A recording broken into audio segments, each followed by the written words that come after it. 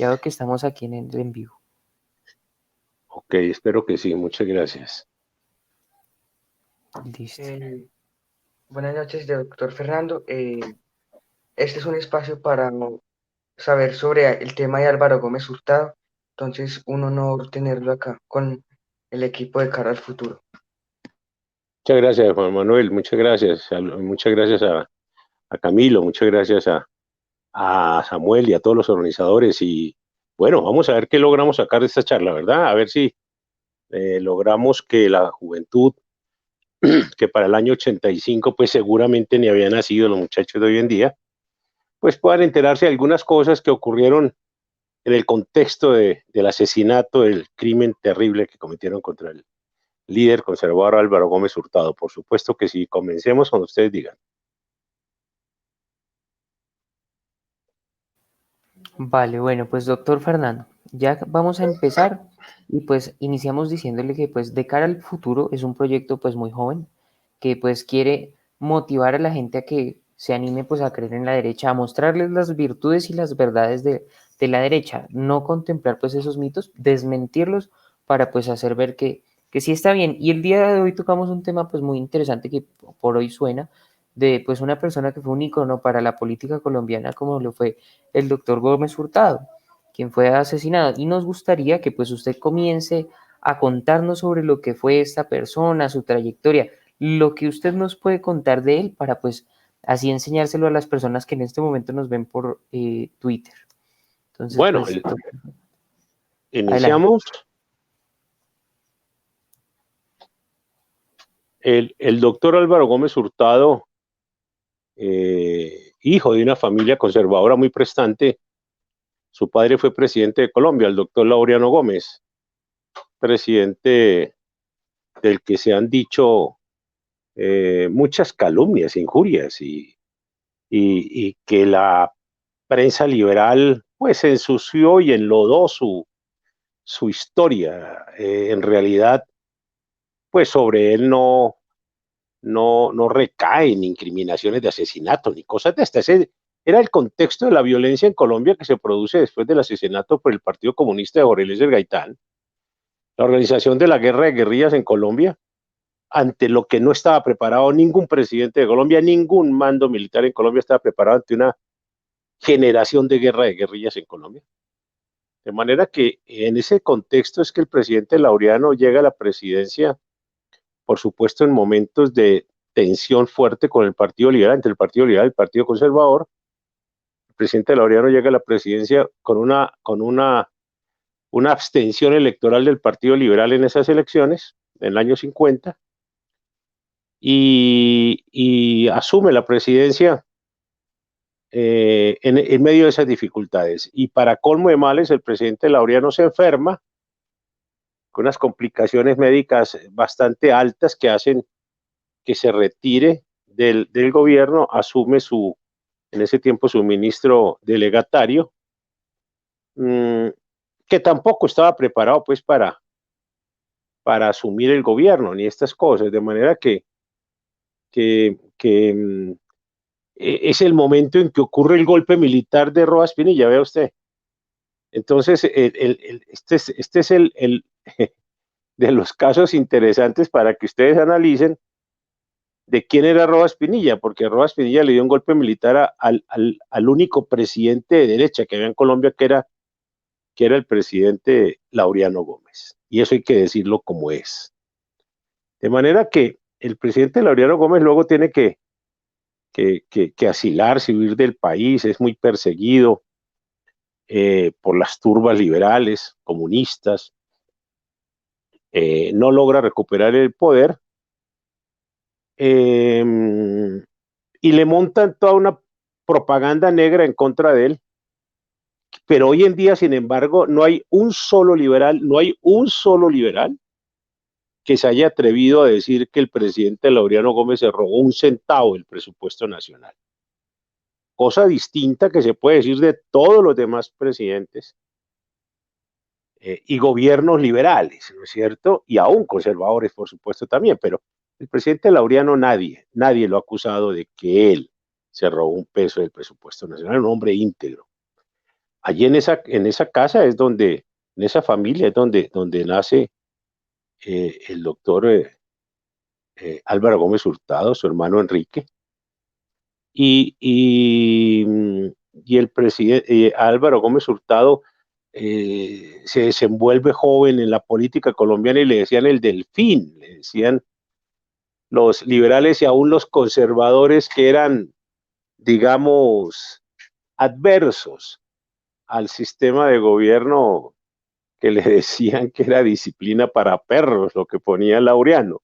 Era un hombre rígido, un hombre fuerte. Caramba, vea qué lástima, había un líder conservador espectacular, un hombre de una formación y una oratoria espectacular, que era de derecha, por supuesto. Manizalita él, Gilberto Alzate Avendaño, de quienes los invito a que lo lean sus participaciones políticas. Es un hombre muy interesante que iba a ser presidente, indudablemente, de Colombia, Gilberto Alzate. Y Gilberto, como cosa rara, pues él tenía que aceptar la disciplina para perros del Partido Conservador que imponía Laureano Gómez, pero Gilberto Alzate no aceptó ese estilo político del Partido Conservador, y siendo conservador, pues se levanta en contra de las directivas del Partido Conservador y se levanta en contra y denuncia, él mismo decía, la disciplina para perros que querían imponerle dentro del Partido Conservador. Él tenía aspiraciones presidenciales, de todas maneras, él muere en ese entorno político, no es asesinado, pero muere extrañamente. Entre otras cosas, dicen que de pronto fue envenenado, fue intoxicado, porque él cargaba un mecato en el bolsillo allá en el Congreso, porque él era un excelente orador, y comía sus bocados de vez en cuando de paquetes, como ustedes ahora, esos paquetes que cargan los chicos en los bolsillos, de manera que en ese tiempo él cargaba dicen que de pronto se rumoró en esa época que fue envenenado. Es en ese episodio de los años 50, finalizando los 50, comenzando los 60, cuando Álvaro Gómez interviene en el Congreso de la República y denuncia las repúblicas independientes. Entonces él decía que cómo era posible que hubiera regiones de Colombia donde se dejan años y años a que florezca y crezca y eche raíces los comunistas en armas, y se hablaba de Marquetalia, Río Chiquito, Guayavero, todas estas regiones que él llamó repúblicas independientes. Fue tanta su denuncia y su presión pública, él era periodista también del Siglo, era el periódico conservador, que al fin en el 64 se logra una operación militar de alguna dimensión sobre estos territorios independientes. Yo pienso que el Partido Comunista a Álvaro Gómez nunca le perdonó eso. Yo pienso que el Partido Comunista, porque es que acuérdense que los comunistas ni olvidan ni perdonan. De manera que los que crean que mañana pueden congraciarse con los comunistas están equivocados. Acuérdense que Mao en uno de sus libros dice que aquel que defienda, aquel que abogue por un prisionero enemigo, dice Mao, es amigo del enemigo y no nuestro amigo. Oigan bien, porque es que si alguien construye la teoría del enemigo, es el Partido Comunista, son los comunistas en el mundo. Los comunistas tranquilamente en sus libros, vean ustedes, cojan a Marx, Engels, Lenin, Stalin, Trotsky, Mao, el Che Guevara, Fidel Castro. Ellos tienen absolutamente participaciones textuales, donde califican de enemigo a todos los que no se plieguen a los intereses comunistas. Miren nomás, Lenin en un libro de 1905 que se llama ¿Qué hacer? Le pregunta él una charla allí con algún, hace él una charla allí con algún, caramba, con algún, hace una charla allí con algún imaginario contertulio. Caray, entonces con algún imaginario contertulio. Y entonces le preguntan, ¿qué es moral, camarada? Y Lenin responde en su propio libro, dice allí, dice, moral es todo lo que sirve a la revolución e inmoral es todo lo que se le opone.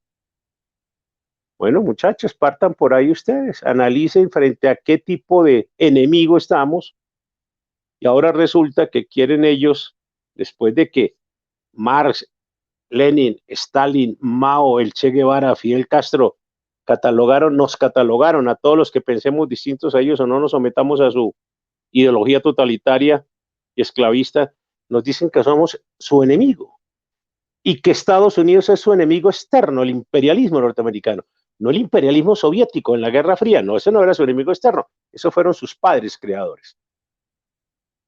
Como tampoco hoy jamás la FARC han dicho que es su enemigo Rusia, ni China, ni Cuba, ni Nicaragua, ni Venezuela, pero sí Estados Unidos, sí los países que apoyen a Colombia en la lucha antidrogas, antinarcóticos, o los países que apoyan a las fuerzas militares colombianas en este esfuerzo por pacificar a Colombia. De manera que ahora resulta que es la Comisión de la Verdad y la JEP las que a petición de ciertos colectivos de abogados están queriendo señalar a la inteligencia militar de Colombia de haber sido los creadores de la doctrina del enemigo interno con el cual, dicen ellos, se rotuló a todos los líderes de la izquierda para matarlos en Colombia. Entonces, con el concepto del enemigo interno, persiguieron a los líderes intelectuales, no en armas, sino a los líderes intelectuales de la izquierda en Colombia para matarlos. Lo que en realidad no es cierto, pero sí es cierto es de allá para acá, porque las FARC sí han asesinado sin piedad gente desarmada en Colombia, gente que no ha portado un arma nunca, pero que piensa distinto a ellos, distinto al Partido Comunista, distinto a ese sector liberal que es connivente, que es cómplice, que es ayudador del procedimiento comunista en Colombia. De manera que Álvaro Gómez logra que las fuerzas militares, con sus denuncias, por supuesto, eso fue en el gobierno de Guillermo Moreno Valencia, que las fuerzas militares realicen esas operaciones en el 64, el ejército de Colombia, sobre los territorios de Marquetalia, Río Chiquito y Guayavero. Ahí yo creo que se gana la enemistad profunda del Partido Comunista, pese a que ya su padre tenía la enemistad completa del Partido Comunista, tan al punto que logran, vea qué sorprendente, que un general militar de Colombia le dé un golpe militar a un presidente de derecha. Eso no es tan fácil de analizar. Por eso ustedes verán que el nieto de ese general fue alcalde de Bogotá, apoyado por el Partido Comunista de la UP en Bogotá. Es como decir, es una cosa extraña que el Partido Comunista haya ayudado para ser alcalde al nieto de un dictador de derechas, entre comillas. Es como decir si mañana en Santiago de Chile el nieto de Pinochet fuera a ser alcalde de Santiago de Chile con el apoyo del Partido Comunista chileno. O sea, eso es imposible, pero aquí es posible. Es porque hay cosas extrañas y ocultas que no sabemos y que no conocemos sobre ciertos personajes a nivel nacional. En mi libro, Memoria Histórica de las FARC, yo revelo, develo unas cosas del general Rojas Pinilla,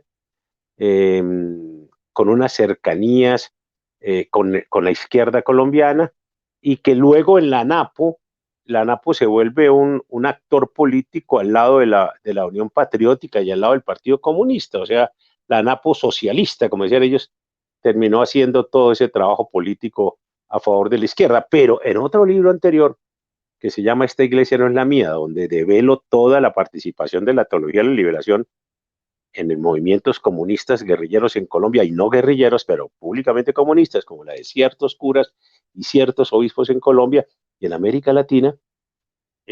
También mostré unas pruebas interesantes que encontré con relación a que el general Rojas Pinilla, en las elecciones del 70, solicitó, le mandó una carta y un emisario a los Vázquez Castaño en el Magdalena Medio, el ELN, creadores del ELN, fundadores del ELN, para que trajeran su gente a Bogotá, que él les ponía, el general Rojas Pinilla les ponía el armamento para la toma del poder urbanamente en Bogotá. Vean ustedes, el ELN no aceptó el ofrecimiento, tal vez le pareció una cosa loca, y de allí entonces yo escribo y narro cómo encontré que esa decepción que le produjo a ciertos ideólogos, curas y religiosos de la izquierda en Colombia, que querían que los Vázquez Castaño trajeran su guerrilla a Bogotá y que Rojas Pinilla fortaleciera armadamente esto para la toma del poder por las armas en Bogotá. Entonces se decepcionaron mucho y es cuando ellos dijeron que era necesario tener un grupo armado y legal, pero que fuera consecuente con el pensamiento de ellos, o sea, de la teología de la liberación, y es cuando piensan en crear el M19 y es cuando crean el M19. De manera que aquí tenemos ya el inicio de Álvaro Gómez. Posteriormente él se hace líder del Partido Conservador y aspira 2 veces a la presidencia de la República sin poder llegar a ganar las elecciones. Álvaro Gómez no logra ser presidente con las elecciones nacionales, de manera que se decide más al periodismo y él hace excelente periodismo y hace excelentes editoriales en el periódico del Siglo hasta cuando aparece el proceso 8000. Y cuando aparece el proceso 8000, que es ese proceso escabroso donde se revelan unas grabaciones terribles, donde luego declara el tesorero de la campaña de Ernesto Samper la cantidad de miles de millones de millones de dólares que recibió para la campaña por parte del cartel de Cali y por parte de otro tipo de narcotraficantes y de lavadores de dinero a nivel nacional. Eso de la monita retrechera no tenía mucho que ver con Cali, tenía más que ver con la costa, en cuanto al contrabando de licores y de cigarrillos y de cosas. Pero igual, se recogió muchísima plata de la delincuencia nacional, llámese narcotráfico, y llega a la presidencia ganándole una lucha electoral a Andrés Pastrana, quien se va del país en ese momento, dicen que por seguridad, queda su hermano, Juan Carlos Pastrana, dirigiendo el diario La Prensa, que es en donde publican absolutamente todo este escándalo con pelos y señales, pero en esa época, hay que decirlo, mediados de los años 90, hay que decirlo, los medios de comunicación no estaban tan corrompidos como ahora, y hay que decir que tanto Semana como El Tiempo, como los medios de comunicación, publicaban todas las noticias que le destapaban la fiscalía y los medios de comunicación con los dineros mal habidos del narcotráfico al presidente Samper. Fue desertificado, perdió la visa, no podía entrar a Estados Unidos, pero Estados Unidos tampoco permitió el relevo de gobierno, digamos, no auspició un golpe militar ni auspició nada de estas cosas, sencillamente eran épocas en que había un embajador norteamericano bastante izquierdoso, Mail Frechet, tipo terrible, un tipo que era tan terrible, mis queridos amigos, que se ganó fotografía y aplauso en primera página del periódico Voz del Partido Comunista. O sea, díganme qué necesita ser un embajador norteamericano para que tuviera primera página del periódico Voz. Eso jamás se me olvida a mí. Claro, es que Mail Frechet acusa, hace eco de la acusación cuando asesinan a Álvaro Gómez, hace eco de la acusación de que fue el ejército, que fue lo primero que montaron, que fue una infamia terrible, y para tapar, los autores del crimen acusaron al ejército, pero a la par, Mail Frechet presionó para que esa acusación de que fue el ejército sirviera para cerrar una de las brigadas más exitosas en la lucha antisubversiva en Colombia, que fue la Brigada 20 de Inteligencia Militar. Ustedes no la conocieron porque esa brigada se cerró en el año 1996. Veo que en sus caras que ustedes ni habían nacido, mis queridos jóvenes, de manera que no tienen ni idea el ejercicio patriótico que hacía esa brigada, que era la Brigada de Inteligencia Militar, que tenía excelentes éxitos y control delincuencial en Colombia, y estaba encima de los movimientos guerrilleros. De manera que al cerrarla, pues quedó el ejército sin una fuerza de inteligencia concentrada en la brigada de inteligencia. Además era una brigada operativa, operaba la inteligencia militar. De manera que eran épocas en que el embajador ayudó a tirarse el ejército, a perseguir al ejército, a hacerle mala leche al ejército a nivel internacional, y por eso el embajador terminó después de retirado siendo tan invitado a los foros internacionales promovidos por las ONGs izquierdistas en América Latina. De manera que esta es la introducción que les tengo al tema sobre Álvaro Gómez, y ya los dejé a ustedes en el episodio de Ernesto Samper, a ver qué se les ocurre a ustedes de aquí en adelante. Así es, doctor Fernando, y muchas gracias por esa completa introducción. A continuación, quiero hacer una pregunta respecto a la Comisión de la Verdad.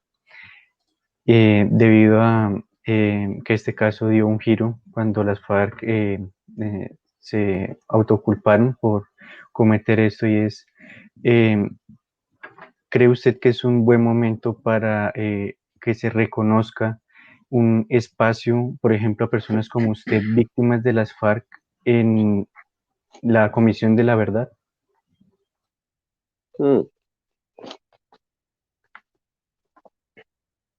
Cuando se fue a crear la Comisión de la Verdad y se fue a montar la Comisión de la Verdad, yo reclamé que fuera una comisión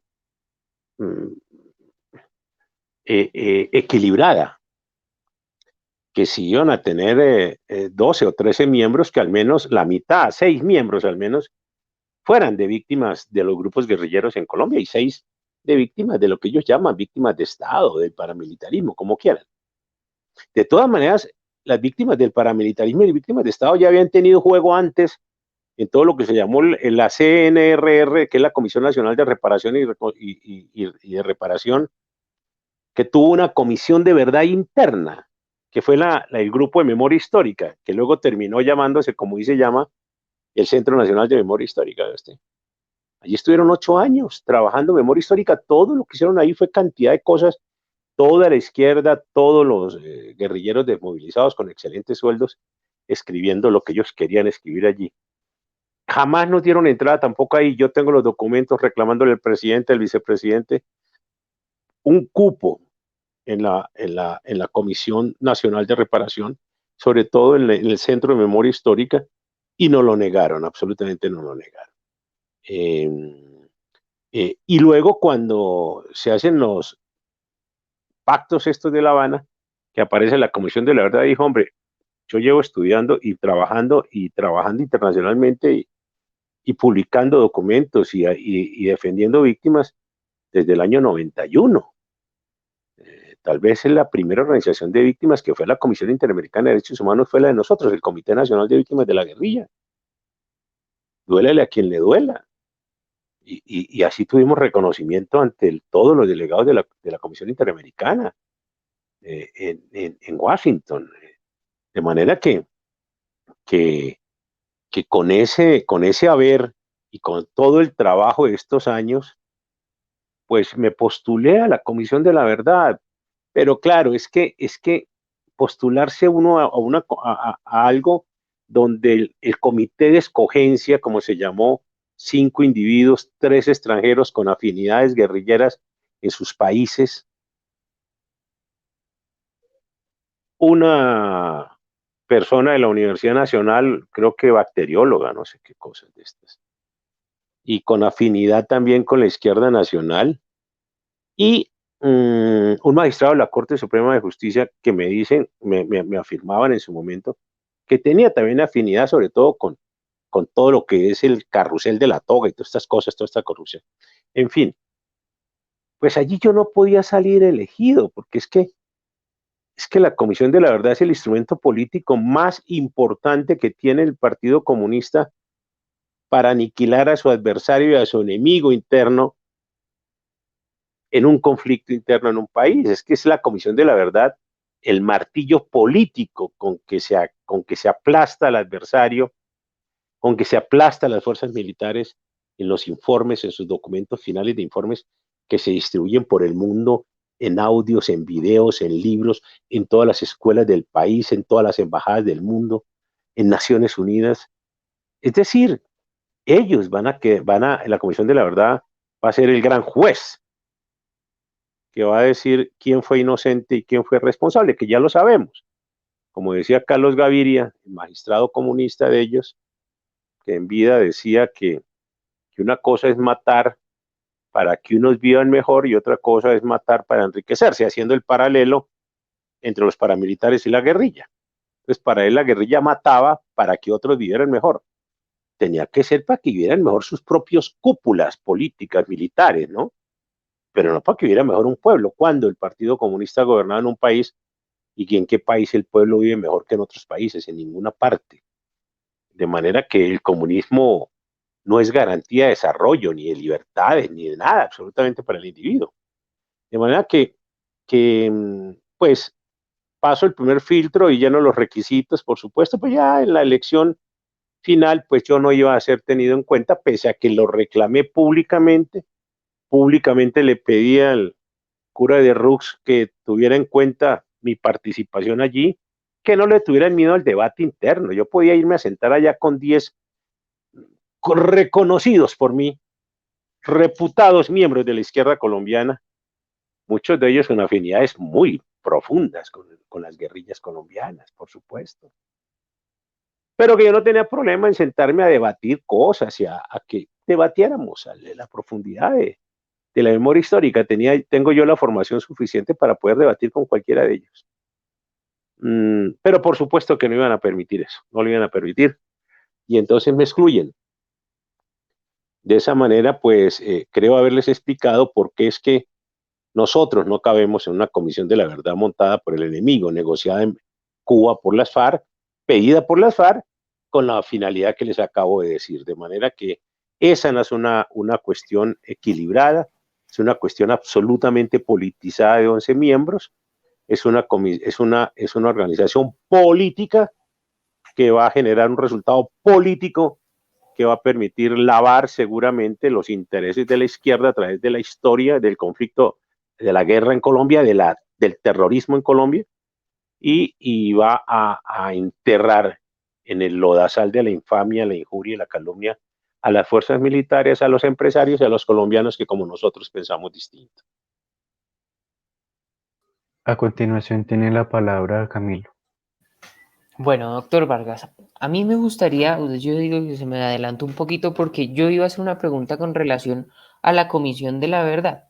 Usted lo decía, es que nada más la cabeza de esa tal comisión que se supone que es para brindarle apoyo a las víctimas, pues en los sentidos de que tienen que contar los hechos y todo esto, pero es que ustedes miran quién es Francisco de Rux. Abiertamente uno podría concluir que es una persona con afinidad guerrillera y comunista, porque es que lo ha dicho varias veces. Uno lo puede ver en el talante de sus discursos. Y bueno, y pues también hay muchos miembros de esa comisión, por no decir que todos, que de una u otra forma no representan a lo que de verdad se debería. Es como hacer un paralelo con la JEP, que van yo creo que sumamente ligadas. ¿A qué se han dedicado? A no hacer lo que pues supuestamente le vendieron al pueblo colombiano, que iba a ser mirar cómo funcionaba lo de la guerrilla, cómo venían y se les iba a imponer un castigo. Pero mire, hoy los tenemos sentados en el Congreso en un pedestal moral impresionante. Pero yo quería preguntarle, doctor Vargas, en este punto, ¿qué se puede hacer para acabar con esa oleada comunista que está llegando no solo a las cortes y pues lógicamente en esa comisión de la verdad, sino también que está llegando a los colegios, a las universidades y pues, hombre, ¿qué más que los tenemos en el Congreso de la República? ¿Cuál cree usted que puede ser una solución para acabar con esa oleada El 2 de en ese tipo octubre de del instituciones? 2016 teníamos la solución en la mano. el referendo, el no que ganó en el plebiscito, perdón, del 2 de octubre, era la solución. Esa fue la solución.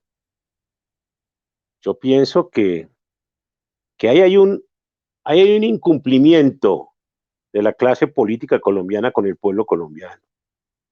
Y yo siempre he pensado que en cualquier momento un movimiento político podría reivindicar las banderas de ese plebiscito y podría desconocer toda la barbaridad que se montó a continuación de ese plebiscito, porque eso no tiene ningún tipo de legalidad ni de legitimidad de ninguna manera. De manera que pienso que, claro, se necesita un movimiento político muy bien estructurado, con unos líderes que la tengan clara. El país, el pueblo colombiano siempre ha estado ahí pendiente de lo que necesite un líder colombiano para sacar adelante este tipo de ideas. Lo que pasa es que el pueblo colombiano ha sido también frustrado, ha sido engañado, ha sido, y no de ahora, de siempre. Eh, el pueblo colombiano es un pueblo creyente en su mayoría, y vean ustedes cómo nos vienen persiguiendo la fe desde hace rato. El pueblo colombiano es un pueblo que defiende las instituciones de familia, las instituciones de propiedad privada, las instituciones. Es un pueblo que con lo poco que tiene, tiene y se siente bien, pero no quiere perder lo poco que tiene.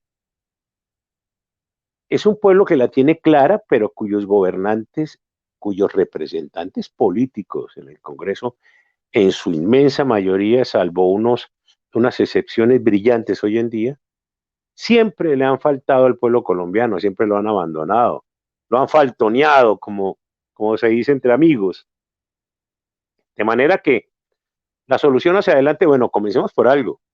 La solución comienza mañana cuando el presidente Trump gane la reelección. Porque pueden estar seguros que si el presidente Trump pierde mañana la reelección, eso va a ser tenebroso, nefasto para los países de América Latina y para muchos países del mundo. Nosotros quedaríamos a un paso de que indudablemente el siguiente debate político electoral en Colombia va a ser absolutamente recargado hacia la izquierda. Con ese nuevo, si llega a ganar Biden y su vicepresidenta, que es tenebrosa, pues indudablemente se van a empoderar todas las izquierdas, más aún todavía en el mundo, en América Latina sobre todo, y, y, y el terrorismo, ¿no? Porque es que el presidente Obama acompañó este paseo tenebroso de La Habana y le echó su visto bueno con su vicepresidente que está aspirando a ser presidente ahora en Estados Unidos. De manera que tenemos que hacer fuerza para que la solución parta desde ahí, porque desde ahí puede partir una solución. Porque una parte de la solución es la lucha contra el narcotráfico, es volver a retomar las fumigaciones contra los cultivos extensos que hay de coca y de amapola y todas estas cosas, marihuana, muchísima marihuana sembrada. Y por ahí comienza, en el momento en que se les quiebre el bolsillo, comienzan a comportarse y a mejorar la situación, no les quepa la menor duda. Y también se necesita una gran reforma política en Colombia, eso es fundamental. Lo que pasa es que, mire, por ejemplo, yo he propuesto, como están las cosas, yo pienso que ya hay ciertos temas que deben ponerse a los colombianos. Lo que pasa es que este es un país muy, muy pacífico, vea usted. En otro país llegan a violar un plebiscito y se levanta todo el mundo. Aquí no. Aquí violan el plebiscito y es como si hubiéramos perdido un partido. Tal vez hay más violencia cuando pierde un partido la selección Colombia. Vea usted. Y no es que yo esté pidiendo violencia. Es que el mayor acto de violencia fue la violación del plebiscito del 2 de octubre del 16. Ese sí fue, oigan bien lo que les digo, mis queridos jóvenes, fue el acto de violencia más terrible y tenebroso que se ha ejercido contra la democracia colombiana y contra el pueblo colombiano. Lo que pasa es que aquí no somos conscientes de eso todavía. Pero en un sistema democrático, supuestamente democrático, donde no se respetan las decisiones de las urnas, en un plebiscito, por favor, no hay nada que hacer, no hay nada que hacer. Quiere decir que esto no es cierto, esto no es un Estado de Derecho, esto no es una democracia, esto es falso todo esto. De manera que si tenemos las ideas claras y nos concretamos en lo que hay que hacer, pues mire, por ejemplo, yo he propuesto que temas tan importantes no se dejen pasar por la Corte Constitucional. Es que una Corte Constitucional que con 5 individuos deciden lo que 40 millones de colombianos no estamos de acuerdo, eso es absurdo. De manera que o respetan las decisiones de las mayorías o esto no es una democracia. No es o sea, si 5 personas van a legislar y a imponernos el marco constitucional que se les antoje, pues entonces no hagamos más. No hagamos más y lo que ellos digan. Y luego les hacemos un pedestal y los tratamos como dioses, si es lo que quieren. Pero si somos demócratas, si estamos hablando de derechos y libertades, entonces pongamos, ya es hora de poner esto, por ejemplo, llamemos a elecciones populares a los magistrados de las Cortes, que esos 9 cupos sean elegidos democráticamente a nivel nacional. A mí me interesa yo no más poner gente ahí que uno ni conoce de dónde salió y al final terminan decidiendo imagínese, sobre el narcotráfico en Colombia, avalando la violación al plebiscito. O sea, eso es absurdo. De manera que es hora que cada magistrado, como ocurre en Estados Unidos, le proponga a Colombia sobre qué postulados filosóficos, políticos y religiosos está dispuesto a llegar a la Corte Constitucional y ahí sí vamos a votar por cada uno de ellos. Eso sería bien interesante. Yo pienso que es hora que no nos metan más embuchados así a las escondidas. Es hora de que elijamos a los 9 magistrados de la Corte Constitucional, que es una corte que se volvió una supercorte. Es una cosa terrible eso. Por un lado. Por otro lado, hay unos temas que ya es hora de consultárselos al país y no hay para qué dejar eso que se debata en un Congreso tan desgastado políticamente y una Corte Constitucional tan desprestigiada también. Hay que ir a los temas directamente al pueblo colombiano. Consultemos al pueblo. ¿Sobre qué temas? El aborto, consultémoslo directo. El matrimonio homosexual, consultémoselo al pueblo. A ver, es que nadie dice que los homosexuales no pueden tener una vida de pareja, pues ténganlo. Pero llamarse familia, querer adoptar, eso hay que consultárselo al pueblo, porque es que eso lesiona toda la convivencia social. Eso no crean que eso es así tan a la carrera. Eso mortifica también la moral pública, la moral colombiana. Es que este es un pueblo que tiene unas tradiciones de morales que hay que respetar. Y también hay que poner en consulta popular el tema del fuero militar. Si es que las operaciones militares se van a llevar por la justicia penal militar o se va a seguir entregando eso en la JEP, o se va a seguir entregando eso en la justicia ordinaria que ya viene bien politizada desde las universidades. Hay temas que hay que consultárselos al pueblo, mis queridos jóvenes. Es hora, mire, no le tengamos miedo a las consultas del pueblo, tengámosle miedo a que no las respeten más bien. Tengámosle miedo a que no respeten las decisiones del pueblo.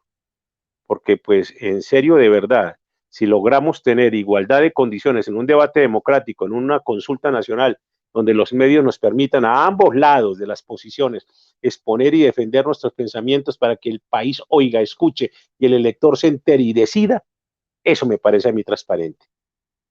Y eso es lo que hay que hacer, eso es lo que hay que hacer. Hay temas que hay que llevárselos directamente a consulta popular. Vea usted, no son más sino 4 temas o 5 temas.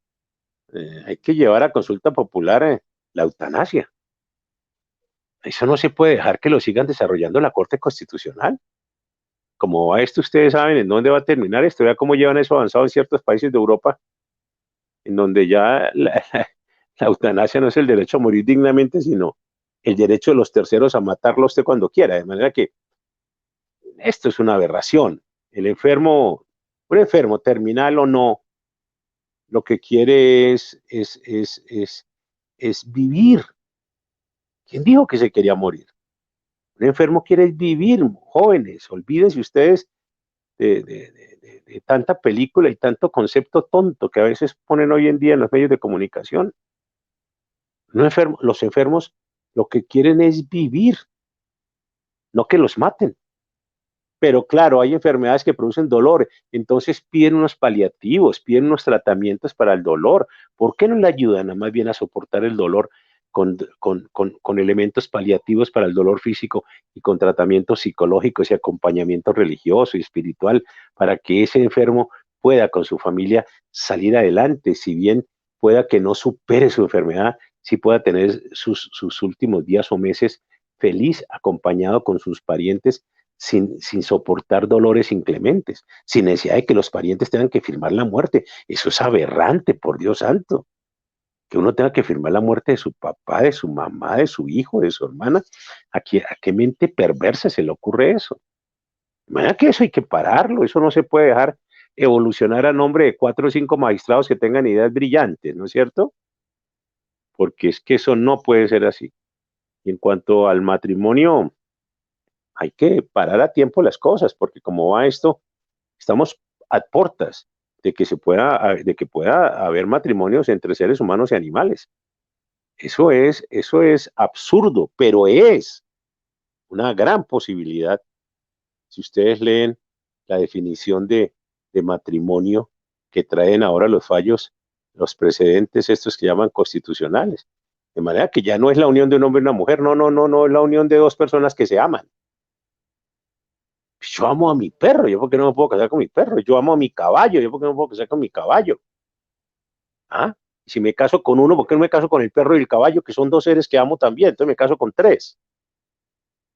Esto es alocado.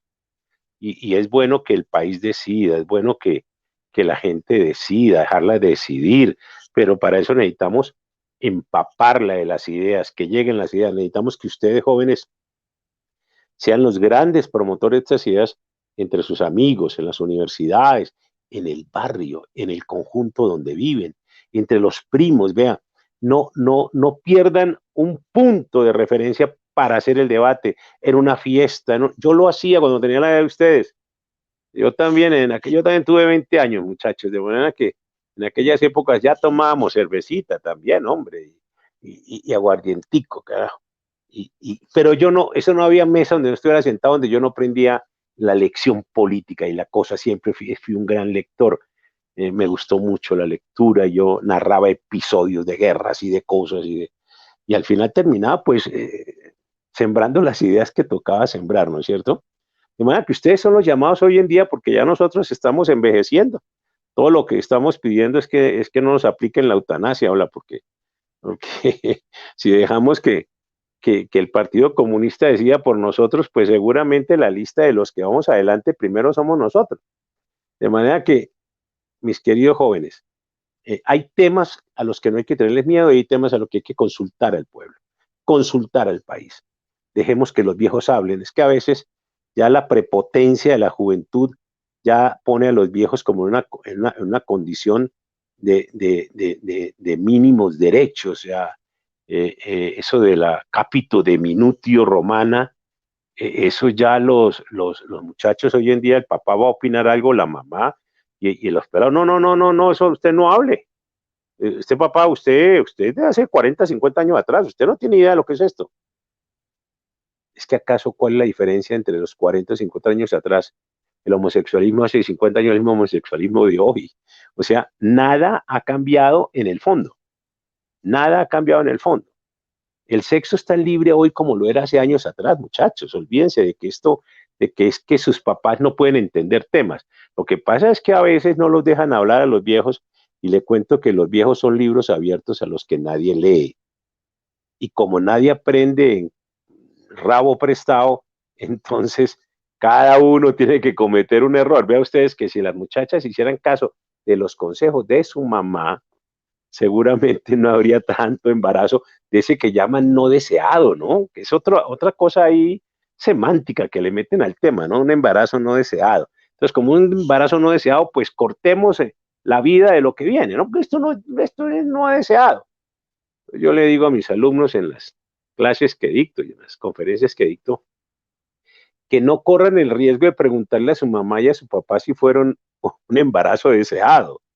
No van a correr el riesgo porque es posible que la mamá le diga la verdad hoy en día y le diga, no, mi hijito, si usted me metió fue en un lío el berraco, eso no estábamos esperándolo todavía, eso fue un lío, me tocó renunciar al trabajo, se me fregó el trabajo, no, no, más bien no pregunte. Lo que pasa es que el embarazo nunca es que sea, es decir, hablar de un embarazo deseado es un embarazo que se da en aquellas chicas, en aquellas mujeres que tienen dificultades para procrear, para quedar embarazaditas y sufren mucho. Y ellas sí tienen un deseo de tener un bebé muy, muy, muy abierto el deseo y van a tratamientos y van a que las fertilicen y a que ese, digamos que en teoría podría ser un embarazo deseado. Lo demás, pues, a ver, hay que poner en la balanza entre lo deseado y lo irresponsable. Entonces yo siempre he dicho, hombre, que cuando estén en el momento aquel acalorado, fruto de los tragos o de las cosas estas, ah, traten de meter el freno de mano como sea, porque es que luego el resultado va a ser terrible. Y pregúntense, jóvenes, hablo a los hombres, a los muchachos, pregúntense antes de la faena, pero ya previo a la faena, ¿no? O sea, pregúntense, bueno, y si esta chica queda embarazada, ahí en medio de la cerveza y de la guardia, si esta chica queda embarazada, ¿me caso? No, no, no, yo no he dicho que tienen que casarse, ojo con eso. Pero hágase la segunda pregunta. ¿Respondo por el niño? Esa es la pregunta del millón. Y entonces, si usted dice, hombre, pues si queda embarazada, yo le respondo por el chino, eso no va a negar su botellita de leche, su estudio. Ah, perfecto. Usted es un buen papá, me parece excelente. Porque es que a un hombre que embaraza a una mujer, nadie le pide que se case tampoco. Aquí entre nos, perdónenme esta sinceridad con ustedes en ese tema. Lo peor que usted puede hacer es casarse con una mujer a la que no ame, a la que no quiera de verdad. Porque es que el matrimonio conlleva mucho de amor en el sufrimiento de pareja, ¿no? O sea, eso no crean que las flores brotan de la nada en el primer año, ¿no? Después comienzan las grandes complicaciones de pareja que solo se superan con tolerancia por el amor, mucha tolerancia por el amor. De manera que si usted pues no quiere una pareja, pero quedó embarazada, tenga el criterio de responder por ese niño, ¿correcto?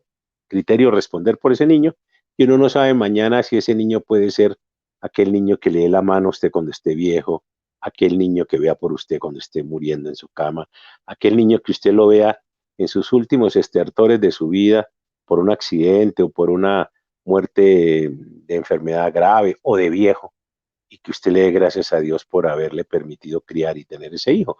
De manera que ese es ser un hombre. Eso es ser un hombre, ¿correcto? Tiene la palabra Juan Manuel. Doctor Vargas, mi pregunta es esta. Vi por ahí que el M-19 se atribuyó el crimen también creo que se atribuyó el crimen de Álvaro Gómez, el M-19. No sé si sea posible que fue el M-19 cuando lo secuestraron. Ah, no. O fue la guerrilla, o fue el rey, o fue el Estado en la mafia del norte del Sí, Valle a Álvaro junto a Gómez lo Ernesto comenzaron a Samper. matar con el secuestro del M-19, como tú muy bien lo recuerdas ahora. Por supuesto, es un secuestro infeliz, desgraciado, inhumano, degradante, donde el M-19 se lo lleva y pone al país entero a clamarle y a pedir por la liberación vivo de Álvaro Gómez, ¿no? Aquí el M-19 tuvo la soberbia de hacer cosas terribles, como cuando secuestró a José Raquel Mercado y puso encuesta popular en las paredes de los barrios si lo ejecutaba o no, ¿no? Y la gente decía sí o no, escribía en las paredes. Era una cosa miserable, canalla, para que ahora vengan a decir que son los grandes adalides de la moral y de la ética en Colombia, sobre todo, cuando asesinan en la más completa indefensión a un líder sindical, José Raquel Mercado, presidente de la CGT, de manera que no estamos hablando de crímenes tontos.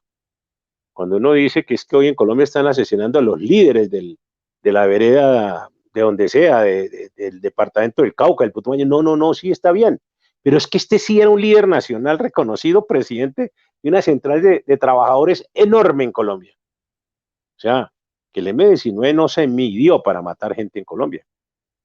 Así como secuestró a Álvaro Gómez, así como tuvo que ver, dicen, con el secuestro y asesinato de Gloria Lara, así como asesina al líder sindical José Raquel Mercado, y así como asesina a los magistrados, la Corte Suprema de Justicia en el ataque y la toma del Palacio de Justicia. Es decir, ese grupo guerrillero también financiado por Pablo Escobar no se detenía con nada, absolutamente con nada.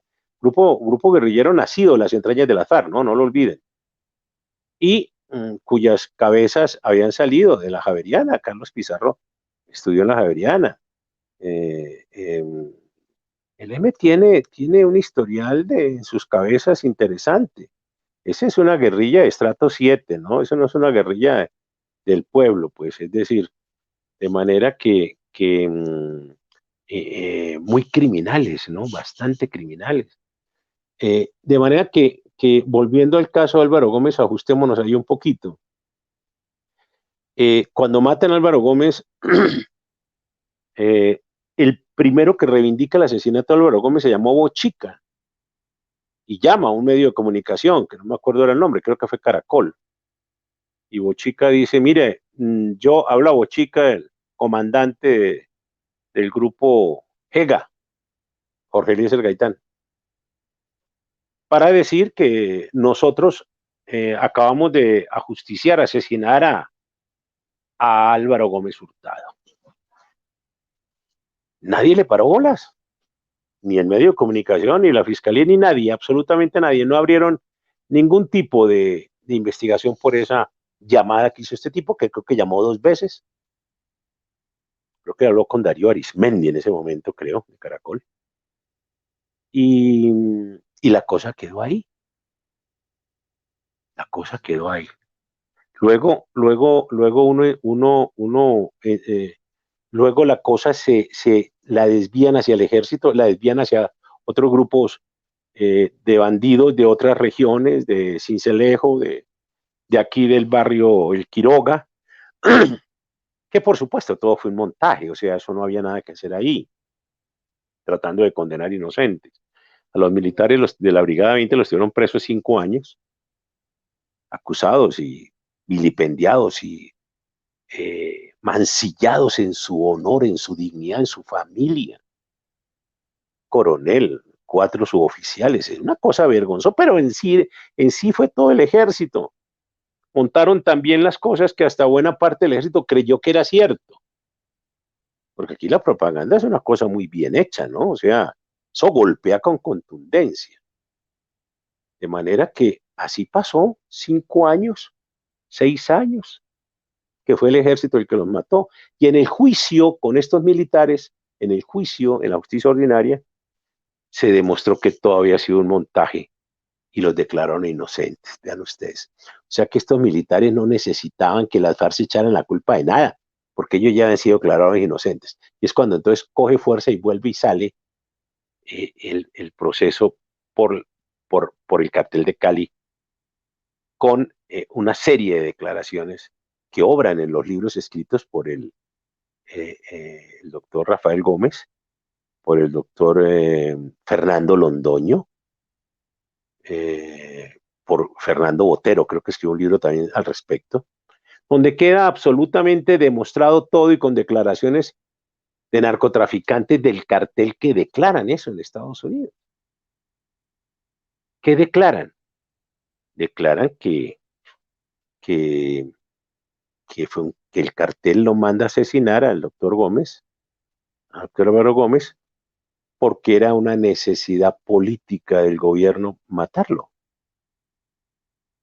Así está escrito. Hay un libro que les recomiendo mucho que se llama ¿Por qué lo mataron? Y es interesante. Entonces, es cuando aparece un tema de un complot, escuchen esto, de un supuesto golpe militar. Entonces aparece un tema de un complot de un supuesto golpe militar, en donde los militares le iban a dar un golpe de Estado a Álvaro, al presidente Samper. La cosa se les filtró y el documento, dicen que era un documento, imagínense, el golpe militar también oculto, ¿no? Y el documento decía como estrategia del golpe militar que se iba a hacer una junta de gobierno mientras se llamaban nuevamente elecciones y se iba a colocar como presidente de la junta de gobierno al doctor Álvaro Gómez Hurtado. Y que en un avión charter, en un charter de estos, en un vuelo charter, se iba a llevar a todo el cartel de Cali para entregarlo en los Estados Unidos a la DEA. Dicen que ese documento se filtra, llega al cartel de Cali ordena el asesinato. Pero hay testimonios que mencionan a que fue una actividad venida desde el gobierno nacional, pedida por el gobierno nacional para aniquilar al líder de la oposición en ese momento, que era el doctor Álvaro Gómez. El doctor Álvaro Gómez 8 días antes se había escrito un editorial en el periódico El Siglo, algo así que decía, no se va a caer, pero no puede quedarse, refiriéndose al presidente, ¿no? De manera que era un editorial fuerte, donde decía, pueda que no se caiga, pero no puede quedarse. Posiciones fuertes del doctor Enrique Álvaro Gómez. Y entonces es asesinado el doctor Álvaro Gómez. Esto estaba ya decantado por el cartel de Cali y la relación con Samper y con Serpa y con su gobierno completo, eso ya estaba casi que demostrado, yo diría que está bien demostrado probatoriamente, pero los testimonios, unos testimonios vitales, extrañamente la fiscalía no los recogió y a los testigos los asesinaron recientemente en algunos municipios del Valle del Cauca. De manera que 20 años después aparece en las FARC, en la JEP, libre de toda cárcel, libre de todo, congresistas, haciendo un acto, digamos, de un suicidio político, diría yo, pero que en ellos tiene bastante importancia. Y entonces le tiran una tabla de salvación al samperismo, a Samper, en su responsabilidad con el asesinato de Álvaro Gómez, al asumir ellos la autoría del asesinato, cuando simplemente dijeron, fuimos nosotros, pero ya otros dijeron, es que Jojoy no ordenó, ya otros, entonces empezaron a haber unas intervenciones contradictorias entre ellos, pero yo quiero hacerles notar algo. La cercanía entre Samper y las FARC no es una cosa oculta. O sea, el afecto entre el Partido Comunista y las FARC no son ocultos. El Partido Comunista está en el listado del proceso 8000 como uno de los grupos políticos que recibió plata del samperismo, la plata recogida por el cartel de Cali, y también se beneficiaron de allí porque el Partido Comunista apoyó a Samper en su campaña presidencial, vea usted. De manera que por ejemplo, una revista que le dio primera página a Samper, para que ustedes vayan pensando, fue la revista del CINEP 100 días. Le dio carátula al presidente Samper, alabándolo, agradeciéndole su apoyo y la cosa. Entonces vean ustedes cómo estaba eso desde aquella época. 100 días es del CINEP. ¿Ustedes se acuerdan quién es el CINEP? Que es donde están donde han estado trabajando toda la teología de la liberación y el marxismo en Colombia, después del grupo Golconda de los 60. Del CINEP estaba el cura de Rux, el cura Giraldo, todos los curas de izquierda bien fuertes aquí han estado en el CINEP. Y personajes de la política nacional estaban en el CINEP y han escrito libros del CINEP. Y el CINEP es la gran partera de las demás ONG, de ahí salieron todas las ONG. Yo explico eso en un libro que se llama Esta iglesia no es la mía. 3 ediciones, agotado, prólogo de Plinio Apuleyo Mendoza. Vean ustedes qué interesante el libro. No porque sea mío, es porque de verdad es una gran investigación donde se develan todas estas cosas. El punto va a que yo quiero es denotarle lo siguiente: la cercanía de Samper con el Partido Comunista y con los grupos guerrilleros no es oculta, o sea, eso es verdadero. Él tiene una afinidad por la izquierda, poderosa, profunda. Cuando las FARC dicen que ellos en el año 95 son los autores materiales del asesinato de Álvaro Gómez y luego Lozada dice en una entrevista en El Tiempo que esas decisiones se consultaban siempre políticamente, pues para mí significa una sola cosa, que esas decisiones se las consultaban al Partido Comunista y a la gran cúpula liberal que estuvo siempre y que ha estado siempre al lado de las FARC desde su creación. De manera que es que aquí hay una línea comunista dentro del Partido Liberal, que no la queramos ver es otra cosa, pero ustedes ya la están viendo. ¿O cuál fue la cúpula del Partido Liberal que estuvo en los acuerdos de paz en La Habana? Pues toda la cúpula que estaba en el gobierno. Esos acuerdos de La Habana fueron acuerdos entre un sector del Partido Liberal Comunista y la FARC y el Partido Comunista. Eso no es malo que haya ahí. De manera que cuando las FARC dicen que reconocen la autoría material del crimen de Álvaro Gómez Hurtado, lo que hay que entender, mis queridos jóvenes, es que ese crimen no se podía realizar sin consulta a sus cuadros políticos. Y los cuadros políticos, hay que decirlo claramente, eran en ese momento el Partido Comunista Colombiano. Eso es incontrovertible, porque digamos que fue en el Caguán, años después, cuando aparece el cuento de que ellos se habían separado del Partido Comunista, cuando no hay documento en ese sentido. Óigamelo bien.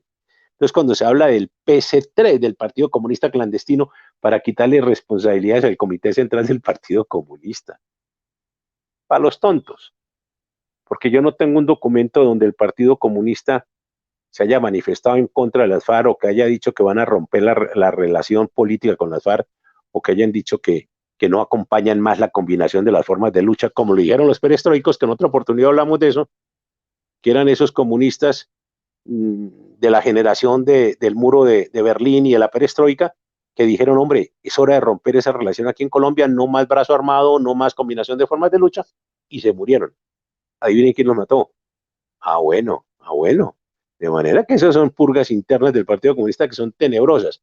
Hoy publiqué un Twitter hace poco que decía que la historia enseña que los comunistas son asesinados por el propio comunismo. O sea, esto es algo tenebroso en el mundo, ¿no? En el mundo. Las purgas de Stalin y las diferencias de Lenin y cómo mataban sus rivales dentro del partido eran tenebrosas, y Mao y Fidel y... No. Y aquí en Colombia pasa lo mismo. Aquí en Colombia hay un libro que, caramba, ¿cómo se llama? Que lo escribió un miembro del Partido Comunista. Bueno, ha habido varios testimonios de esos, donde se revelan que las purgas del Partido Comunista, y acusan en este libro a Manuel Cepeda, papá del senador Iván Cepeda, que fue miembro del Partido Comunista, por supuesto, fundador de las FARC, cofundador de las FARC, y lo señalan de hacer unas purgas terribles dentro del Partido Comunista, unas purgas sanguinarias dentro del Partido Comunista al estilo que también lo hacía Hitler, porque él era también comunista, nacido en las entrañas comunistas, de manera que eran y son, fueron estrategias y tácticas de los partidos comunistas en todo el mundo. De manera que aquí en Colombia, las FARC, cuando dicen que asesinaron a Álvaro Gómez, hay que preguntarle al Partido Comunista qué sabe de ese asesinato, y las FARC tienen que decir si ellos podían tener la autonomía, que no la tenían, para matar a un líder del nivel de Álvaro Gómez sin consultarle a sus cuadros políticos en la legalidad. Eso es una pregunta interesante, mis queridos jóvenes.